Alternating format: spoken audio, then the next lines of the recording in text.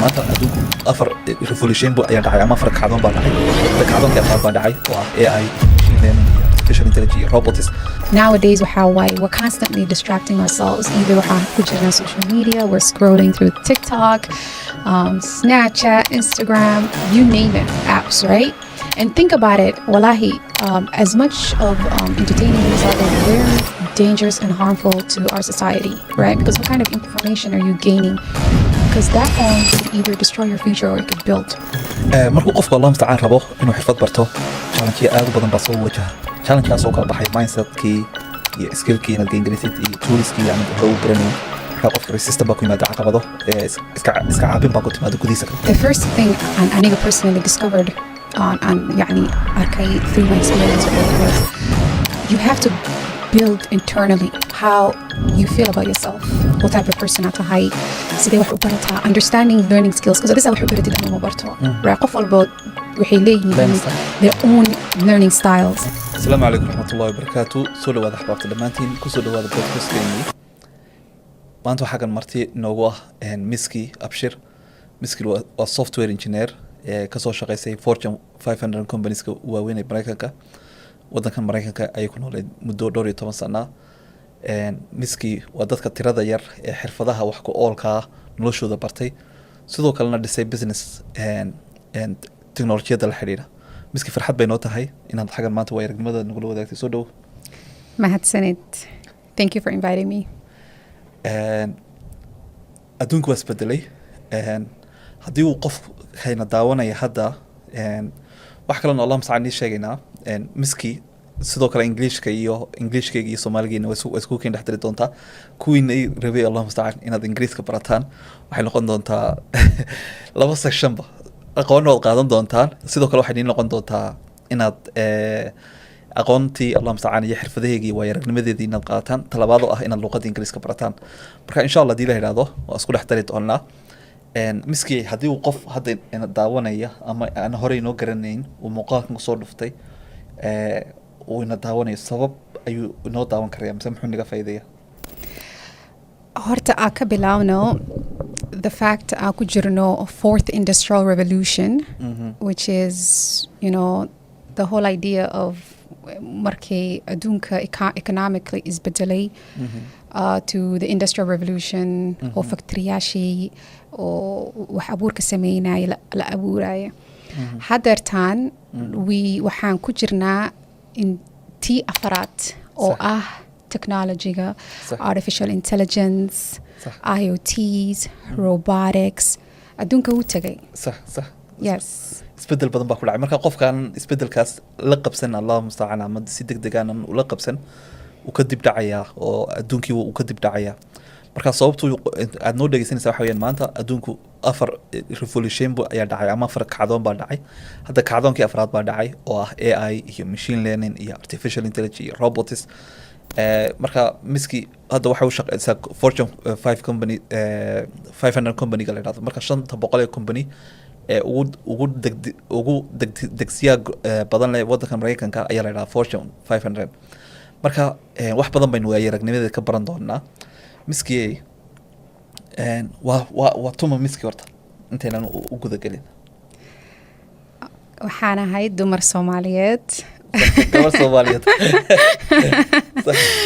yes. aniga horta Soomaaliya lagu dhalay. and Kenya ku nooleen. and then markaasna Mareykanka imaanay. so inta elementary laga dhahaa Kenya waxaa la dhahaa primary school meesha wax ku soo bartay. so askigii hore waxbarashadeeda waxay ku bilaabatay Nairobi. and then middle school, high school, jaamacad Mareykanka kaga baxay. yes. imisa sano ku noolayd waddankan Mareykanka? 16 years. 16 sano. 16 sano. yes. صح. yes. maasha Allah. miski maanta waxaan dul istaagi doonaa insha Allah hadii la yiraahdo waxbarashadaadan aad ka baxday waa fiildigee ama fiildigee ayaad ka baratay? jaamacadda horta aniga markii aan high schoolka aadi jiray waxaan sameyn jiray wax la dhahayo PSC oo post secondary education. taasoo ah adigoo oo high schoolka dhiganayo classyaal waxaa ka qaadanaysaa jaamacadda صح صح marka haddii ay yacni maskaxdaada furneed ama dadka aad tahay waddankan waxaa la dhahaa nerd oo aad ugu fiican tahay aqoonta waxbarashada iskuullada waxay ku dirayaan marka classyaashaas inaa qaadatid high schoolka markaan dhameynayay waxaan haystay 34 college credits so that's about 2 semesters adi close to u dhowaad 2 semester oo adi hal sano iska dheh marka diyaar jaamacadda inta undergradka bachelor degreega waxaa looga baxaa 4 sano so adi 3 sano camal iyo harsaneed markaan high schoolka dhameynay maxaa yeelay sanad waaba soo qaataybo waagaas ma aqaani waxaa raba inaan sameeyo all over the place ahaa in terms of like specification wax aan ku taqsuusay ma ogeen صح صح qof walba markuu dhalinyaradiisa ku jiro ama early 20s qofka ku jiro bal xaaladda qof kasta ayuu maraa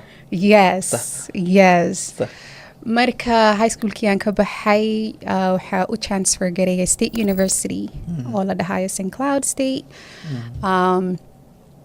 adii sanadkii labaad markaan aadayay xoogay ugu yara adkaatay like I said ma ogeen waxaan raba inaan sameeyo marka iska qaada maahan classyaasha moogtahay waxaan isku dayay caafimaad and that's not my forte صح صح يعني waan dadaalay intaan dadaali karo marka waa I quit صح صح markii aan nurse baraftiin noqotay nurse ayay ilaahay u naxariistaa igu fushgareyn jirtay ama waxay dhihi jirtay waa inaa ama nurse noqo ama kalkaaliso noqo ama waxaa noqotaa maclimad ma engineer ma ku jirin waxaas buugeeda kuma qorneen I tried marka way igu yara adkaatay wixii markaa jecleen maaragtay noloshaada dhan waxay noqonaysaa not only boring is potentialkaagii because qof walba wuxuu leeyahay inner yearning something that lagu sameeyay lagu abuuray aad jeceshahay and I like to solve problems I like to live in my head and challenge yes that was not challenging entrepreneur DNA kaaga waxa ku jira haddii qofku saayahay waxa la yiraahdaa DNA giisi waxa ku jira entrepreneurial spirit baa ku jira Absolutely, yes. I do have entrepreneurial spirit on a day-to-day basis. So, anyways, I dropped out. I ended up having a family. I had my son. MashaAllah. Alhamdulillah. And then I kind of, went back to work and and then I had my daughter. Then I knew that I have to be something greater. Because they say, Marka, when you're a parent, your kids are not going to do what you tell them to do, but they will do 100% of what you do. So for me, it was like, what type of daughter do I want to raise? I mean, not to discount my son, right? Obviously, I want him to look up to a strong mother. يعني هو, or ما شاء الله حرفت في عن له وهرمر وحبرتها obviously mother و proud كنو قنكرو but more importantly is different right ومركي لده دمركو so I knew I had to challenge myself but I also wanted to do something because my priority was how can I be a great mom that has always been a thing in me like mashallah and then I was like let me look into software engineering because you could do remote, the pay is good.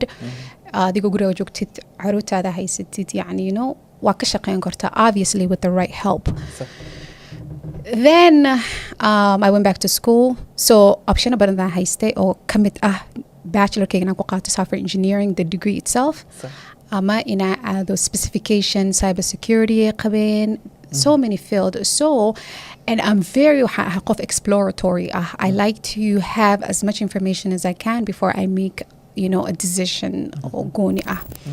Then I discovered computer science because computer science is an intersectional degree. It's a kind of a broad. Online ka tagtay oo ka baadhay ma qof ku sheegay sidee baad ku heshay obviously Google, Professor Google. markaad aad joogteed rabtay inaad xirfad baratid ama wax barashadii ku noqotid markii hore shaqo caadi ka shaqeyn jirtay shaqo caadi ka shaqeyn jirtay administration iyo waxyaabahaas la xiriira yes administration ka shaqeyn jirtay waxaad ogaateen in administration kuna hayn just shaqa una xirfad una hayn oo cid kasta bay ku bedeli karayso iyo ka replaceable baad noqon kartaa Absolutely, to a certain extent. But my job specifically was in the human resources. Yes, you could be replaced, but when it comes to, you know, human connection, that's not something that you could replace or an AI or robotic could replace, right? And our topic of discussion. Lakin, and that was not the reason why I went back to school, because I was not full potential kiga magarinin, and ma dareemin Allah musta'an challenge ma dareemin I was not feeling productive. Yes, shaqadii waa qabanayay, yani day wixii laga rawaa ka soo baxayay, but I wasn't miski, you know. So I had to walk away. صح marka intaad shaqada ku guda jirtay ayaa tiri okay maxaa ka baxsan oo sameyn karaysaa and wad google karaysay and waxaad aragtay Allah musta'an entire industry dhan oo leedahay computer science inuu jirto inkastoo wax ka sii ogeyd. Yes. Okay. Yes, because foundation key horta would not, because I had my associate's degree at High State and college exposure at High State. So يعني ما عندي حرنين to begin with. صح.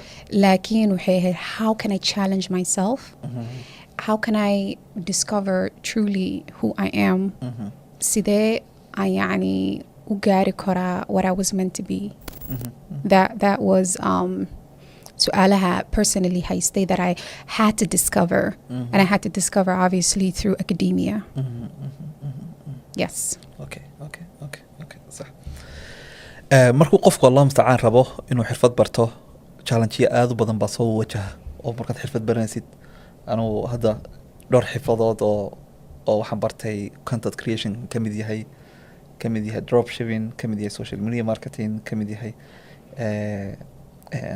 Allah musta'an waxyaabo badan ay kamid yihiin markastood xirfad aad gain garaysid waa challenge baad maraysaa challenge-kaas oo kala baxaya mindset-kii iyo skill-kii inaad gain garaysid iyo tools-kii aanad hore u garanayn marka qofka resistant baa ku yimaada caqabado iska caabin baa ku timaada gudihiisa kaga imanaysa oo qofkii inuu challenge-kaas maro markaad go-aansatay ee tiri okay waa inaan xirfadan bartaa waa inaan high value skill yeeshaa aad action qaaday waa maxay caqabadii ugu horeeyay markaa kusoo horwajahay qof kastoo hadda raba inuu xirfadda bartana wajahi karaya To be honest, hadarunta isku sheegno, I think inta oo su'aalahaas aanan ka jawaabin, the first thing aniga personally discovered on يعني arkay through my experience waxay ahayd, you have to build internally how you feel about yourself, what type of person aad tahay, sidee wax u barataa, understanding learning skills, because adisa wax u baratid ani uma barto, right? Qof walbo waxay leeyihiin their own learning styles. So understanding what is your learning styles. adiga learning style-kaaga waa noocma aniga waa auditory bana kinesthetic. Okay. Yes. Okay. So these are just the words let's torturai, right? We're more complex as a human being, right? Adigo auditory like I'm visual in ahati or hands-on tahay. So we are a blend. We're not one thing. And one thing, you know, nowadays with the, you know, rise of everything being on our fingertip and information just being readily available, waxyaalaha qaarkood يعني آمنين information ka digest garaynin is being one thing. I think that's a very dangerous concept to not believe in that one dimension in our time. Humans were very dynamic. We're constantly learning, we're constantly evolving. waxaa laga yaabaa adigoo hadda visual learner tahay auditorygaaga inuu fiicnaado by improve using. Exactly. Using and also improving. And it's all about like, you know, knowing that this is not what I'm good at. I need to improve. So yeah, going back to that. So basically understanding visual matahai, hands-on matahai, auditory matahai. Once you lay out what kind of environment do you thrive? What type of a problem solver are you? That very like, you know, they're into their social skills is top notch. They love it. You thrive. How can you improve that, right?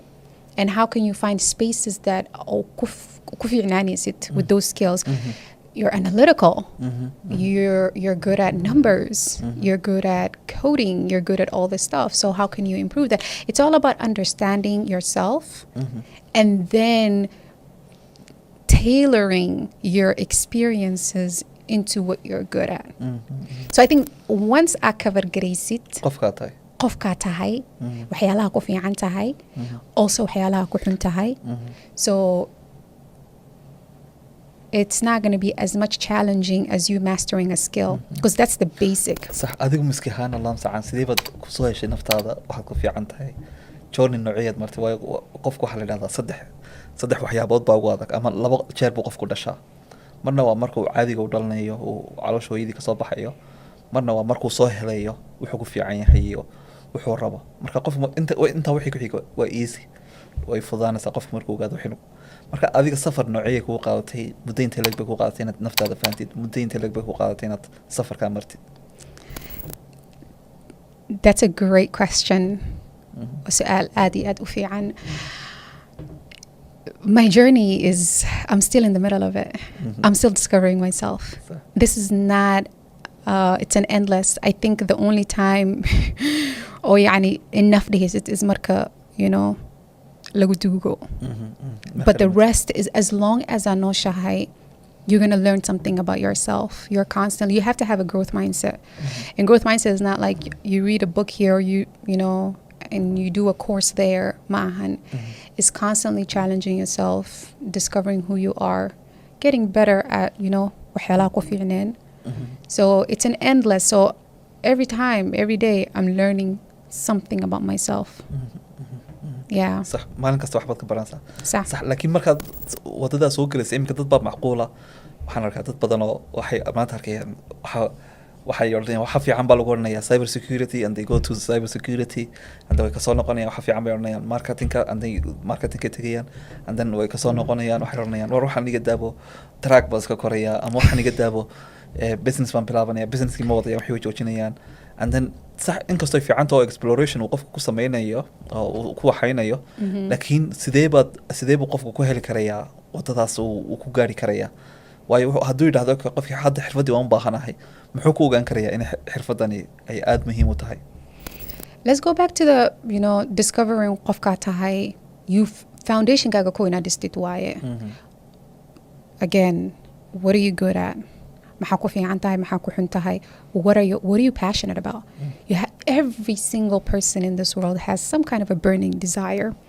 sometimes you feel like oh I'm useless I'm not good at something or I'm just riding the wave so mahan wave ki imaada but we're social animals there's something we have to accept about ourselves right there's something called you know influence hadartanadi you have great followers people that you're constantly influencing in a good way so in what ubahannahay influence right aniga hadartan had I known a computer scientist or a software engineer that had similar experiences as I did I don't think I would drop out right straight up I would pursue my education and complete my degree and even pursue something more Allahu a'lam I wouldn't know but influence was essential but before influence is you have to go through that hardship of discovering sometimes I don't want to make it sound like it's a difficult journey in a somewhat is a bit of a challenging journey right discovering waxa ku fiican tahay waxa ku xun tahay but establishing that with yourself maantertan you know can you sit with yourself alone what are those thoughts that come to your mind I think nowadays we're constantly distracting ourselves either social media we're scrolling through TikTok Snapchat Instagram you name it apps right and think about it wallahi as much of entertaining these are they're very dangerous and harmful to our society right because what kind of information are you gaining because that phone could either destroy your future or it could build but first is getting rid of it and really going through that silent moment solo journey right that you're alone with you and your creator and really just understanding what is it that you like asking those essential questions maxaa ku fiican tahay maxaa ku xun tahay and then once you discover that I think the rest were a piece of cake because already you know for example I'm good I have soft skills when it comes to social but I'm big on building something analytical good with numbers, deep thinker. I like to look at multiple perspective of one issue. Those are my strong suit. So now that we established this, how do we build, right? How do I choose the next thing? It's easy, honestly, because you can easily say, okay, this is a distraction. This is a straight shot. I'm just gonna go for it. Yeah, but influence, like I said, is essential, but you have to hone in yourself, understanding waxaad tahay and kind of moving forward with that. صح qofkii markuu hadda soo helo wuxuu ku fiicnaa mise soo bartay ama wuxuu arkayba Allah musta'aan waxaad aragtayba inaad ku fiican tahay xirfadan waa maxay basicgeegu maxaa basic ah oo asaas ah inuu qofku barto imika dhalinyaro badan bayna daawanayo oo u dhaxeeya daada 18 jir ilaa 35 jir ay u badan yihiin intooda badan wadankii bay ku nool yihiin wadankii ma arkayaan mustaqbal ma arkayaan cid role model noqonaysa habla badan bayna daawanayo walaalahay ku jiraan marka wiilal badan bayna daawanayo wiilal iyo hablaba marka sidee bay ku baran karayaan ama xagan Mareykanka ku noolaadaan ama Yuruba ku noolaadaan ama Asia ku noolaadaan ama waddankeeni hooyaa ku noolaadaan sidee bay u baran karayaan xirfadan okay qofku soo helay wuxuu yiri xirfadan high value skill ka ma raba inaan barto computer science kan barto ay raba inaan barto sidee buu ku baran karayaan? That's a great question. Wallahi. This is a colossal of questions that we do say. It's not just the one thing. You know, yes, it's like I said, colossal. There's one thing I really like, marka hadley say that really made me kind of gave me like bit of a passion marka dhahday lack of opportunities in our homeland. That's a major issue wallahi, because anaka we degree ka baxayna well established universities. Things are a lot easier here than markii loo fiiriyo wadankii, right? But that doesn't mean we cannot create. Right now we're consumers, right? We're constantly consuming, but we have to create, and I think that's the only way to wadankii ku dhismaayo, right? I'm just gonna deviate a little bit. Hadartan wa aragnay what this generation or so-called Gen Zs ka sameeyeen Kenya, not just in Nairobi, right? Obviously most protests are ka dhacay, but how they together collectively, the youth, got rid of what is it called? Was it a tax rule? I'm forgetting here. But how they stood up for their government and said, we are not accepting this because it's destroying our society. I think that's something that was beautiful, to be honest with you. And obviously, Diriskeenawai, right? What they were able to do. I think Somali youth are capable above and beyond, right? Because, mashallah, based on my experience, and obviously I'm being biased here, but we're very bright people. That mashallah, or sometimes I feel like we create opportunities from thin air. Like that's how good we are. That fi fir'aun ujajawan hormar. But how can we create the momentums we're creating in outside world in our own country?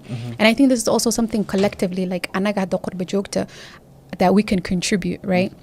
Because sometimes I feel like I know some wadanka marka la fiiriyo, they don't get the best of us that go back home. Yes, there are good people that go back, but majority dadkas inta ka daalena wadankii ku laabtaan, try to take opportunities, which to a certain extent is not fair. And obviously this is a limited it's not everywhere, right?